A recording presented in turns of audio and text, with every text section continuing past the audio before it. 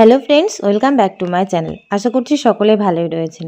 তো আপনারা সকলেই জানেন যে আমাদের পোষণ পাখোয়ারা সেখানে কিন্তু 18 তারিখ থেকে 2 তারিখ পর্যন্ত, অর্থাৎ 18/5/2026 থেকে 2/6/2026 পর্যন্ত আমাদের যে জন আন্দোলন পোর্টাল রয়েছে সেখানে প্রতিদিনের থিম এবং যে অ্যাক্টিভিটি রয়েছে সেটি সাবমিট করতে হবে। তো আজকের ভিডিওর মাধ্যমে শেয়ার করব আজকের কী থিম এবং কী অ্যাক্টিভিটি রয়েছে এবং সেই ছবি আপনারা জন আন্দোলন পোর্টালে কিভাবে খুব সহজেই আপনারা সাবমিট করবেন। তো দেখুন, আমি প্রথমে আজকের যে থিমটা রয়েছে সেটা আমরা প্রথমে আগে দেখে নেব যে আজকের তারিখ রয়েছে 18/5/2026 এবং এখানে দেখুন খেলাভিত্তিক শিক্ষা 3 থেকে 6 বছর, মা এবং শিশুর পুষ্টি।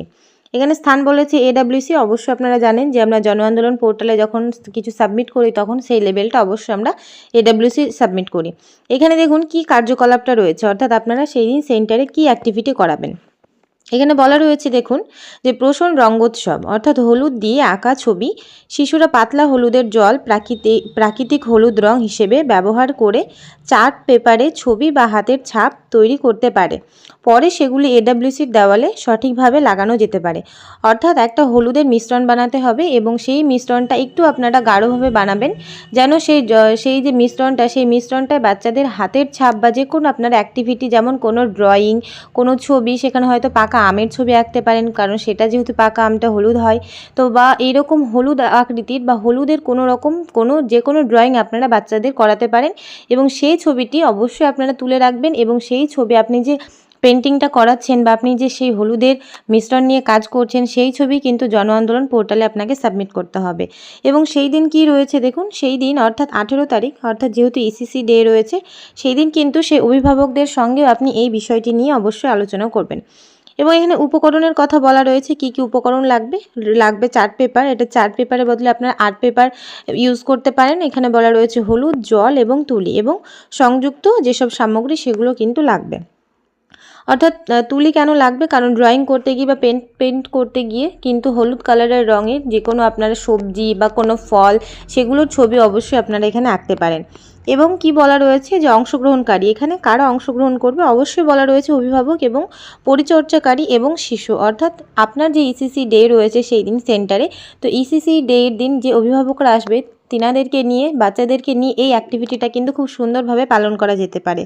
এবং আপনি সেদিন বলবেন যে হলুদের কি কি গুণাগুণ রয়েছে, যেমন হলুদ কি কি কাজে আমাদেরকে সাহায্য করে এবং কতটা সাহায্য করে, বা হলুদ আমাদের লাইফে বা আমাদের প্রতিটা দিনের জন্য কতটা হেল্পফুল।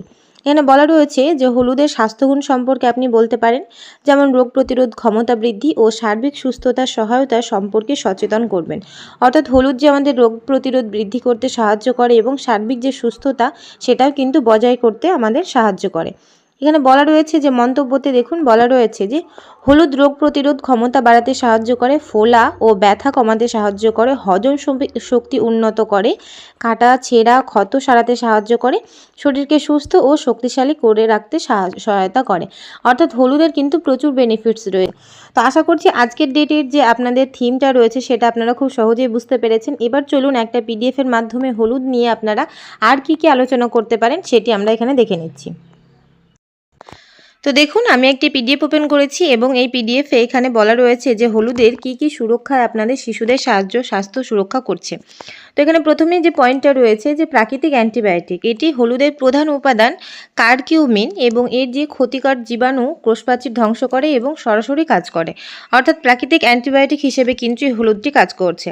তারপর বলা রয়েছে শ্বাসকষ্ট ও গলা ব্যথার উপকারী, এটি শিশুদের সাধারণ শ্বাসতন্ত্রের সংক্রমণ এবং গলা ব্যথার জন্য দায়ী ব্যাকটেরিয়া বৃদ্ধি রোধে অত্যন্ত কার্যকর।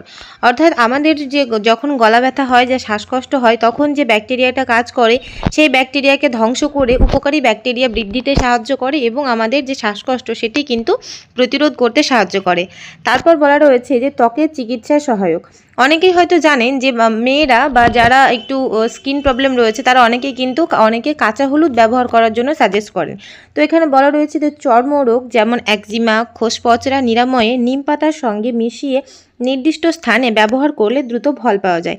এটা হয়তো গ্রামাঞ্চলে বা শহরাঞ্চলে প্রত্যেকেই কিন্তু এই গুণ সম্পর্কে আমরা অবগত।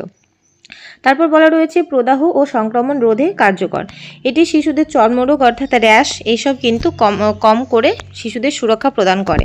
তারপর বলেছে সাশ্রয়ী ও নিরাপদ। জনস্বাস্থ্য কর্মসূচিতে হলুদ একটি নিরাপদ, সস্তা এবং সহজলভ্য ভেষজ চিকিৎসা হিসেবে স্বীকৃত এবং সামাজিকভাবে গ্রহণযোগ্য মাধ্যম। অর্থাৎ হলুদ আমরা কিন্তু খুব সহজেই পেয়ে যাই, কেননা এটি যেহেতু রান্নাঘরের সামগ্রী সেই জন্য কিন্তু খুব সহজেই পাওয়া যায় এবং এটি ভেষজ চিকিৎসায় কিন্তু স্বীকৃত। তারপর বলা রয়েছে স্তন প্রদাহ নিরাময়ে হলুদের চিকিৎসা। এটি সম্পর্কে কিন্তু অনেকেই জানেন না, তো এটি অবশ্যই আপনারা আলোচনা করে দেবেন, কারণ গ্রামাঞ্চলে বা শহরাঞ্চলে যেটাই বলি না কেন সেখানে কিন্তু অনেকেই এই ব্যাপারগুলি নিয়ে জানেন না। তো এখানে বলা রয়েছে প্রাকৃতিক নিরাময়কারী উপাদান, অর্থাৎ হলুদ কিন্তু একটি অ্যান্টিসেপটিক হিসেবে কাজ করে যা স্তনের টিস্যুর ক্ষত দ্রুত সারাতে সাহায্য করে। তারপর বলা রয়েছে রক্ত সঞ্চালন বৃদ্ধি, অর্থাৎ হলুদের প্রলেপ যদি লাগানো হয় ক্ষত স্থানে, অর্থাৎ যেই জায়গাটি ক্ষত বা আক্রান্ত হয়েছে সেই স্থানে কিন্তু সহজভাবেই খুব তাড়াতাড়ি রক্ত সঞ্চালন উন্নত হয় এবং অভ্যন্তরীণ জমাট ভাব দূর করতে সাহায্য করে। অর্থাৎ কোনো একটা জায়গা যদি আপনাদের দেখা গেছে যে রক্ত জমাট বেঁধে গিয়েছে, সেই ক্ষেত্রে কিন্তু এই যে হলুদের মিশ্রণটি লাগালে বা প্রলেপটি দিলে খুব সহজেই উপকার পাওয়া যায়। এরপর বলা রয়েছে যে অ্যান্টিঅক্সিডেন্ট সমৃদ্ধ, অর্থাৎ হলুদে প্রচুর পরিমাণে অ্যান্টিঅক্সিডেন্ট থাকে, যেটা কোষের যে ক্ষতি সেটি প্রতিরোধ করে আমাদের নতুন কোষ গজাতে সাহায্য করে এবং সহজেই আমাদের যেসব রোগ রয়েছে সেগুলি প্রতিরোধ করতে সাহায্য করে। পুঁজ ও তরল জমা প্রতিরোধ করে, অর্থাৎ কোনো স্তননালীতে যদি পুঁজ বা ফোড়া হয় সেই ক্ষেত্রে কিন্তু হলুদের মিশ্রণটি ব্যবহার করা যেতে পারে, যেটা কিন্তু অন্য কিছু বা এর চেয়ে বেশি কিছু হওয়ার থেকে আটকায়। তারপর বলা হচ্ছে জ্বর ও অস্বস্তি নিয়ন্ত্রণে সহায়ক। স্তন প্রদাহের কারণে যখন শরীরে জ্বর অনুভূত হয় তখন হলুদের ব্যথানাশক গুণ এই শারীরিক অস্বস্তি কমাতে সাহায্য করে। রাসায়নিক মুক্ত চিকিৎসা, অর্থাৎ বাজারে পাওয়া বিভিন্ন কেমিক্যালযুক্ত ক্রিমের তুলনায় কাঁচা হলুদের পেস্ট অনেক বেশি নিরাপদ এবং পার্শ্ব প্রতিক্রিয়াহীন। অর্থাৎ হলুদের যে গুণাগুণ সেটার কিন্তু কোনো সাইড এফেক্ট নেই এবং এটি কিন্তু খুব সহজেই অন্যান্য ক্রিম বা যে কোনো লোশনের তুলনায় খুব সহজেই এবং কম দামেই পাওয়া যায়। মায়ের মানসিক প্রশান্তি বৃদ্ধি করে, অর্থাৎ ব্যথা দ্রুত কমে গেলে মা স্বাভাবিকভাবে মানসিকভাবে একটা যে স্থিতি হারিয়ে ফেলে সেটা থেকে কিন্তু খুব সহজেই ফিরে আসে। তারপর বলা রয়েছে দুগ্ধ প্রবাহ স্বাভাবিক রাখে, অর্থাৎ প্রদাহ কমে গেলে স্তনের দুগ্ধ প্রবাহ বা মিল্ক ফ্লো আবার স্বাভাবিক অবস্থায় ফিরে আসে। লাস্ট পয়েন্ট বলা রয়েছে সহজলভ্য সমাধান, অর্থাৎ এটি কিন্তু প্রত্যেকের ঘরে ঘরে থাকে, সেহেতু এই যে হলুদ এটা কিন্তু খুব সহজেই পাওয়া যায়। তো এই যে পয়েন্টগুলো আমি বললাম এগুলো নিয়ে অবশ্যই আলোচনা করবেন, আশা করছি খুব সহজেই, তাহলে আপনার যে অভিভাবকরা রয়েছে মিটিংয়ে তিনারা খুব সহজেই বুঝতে পারবে।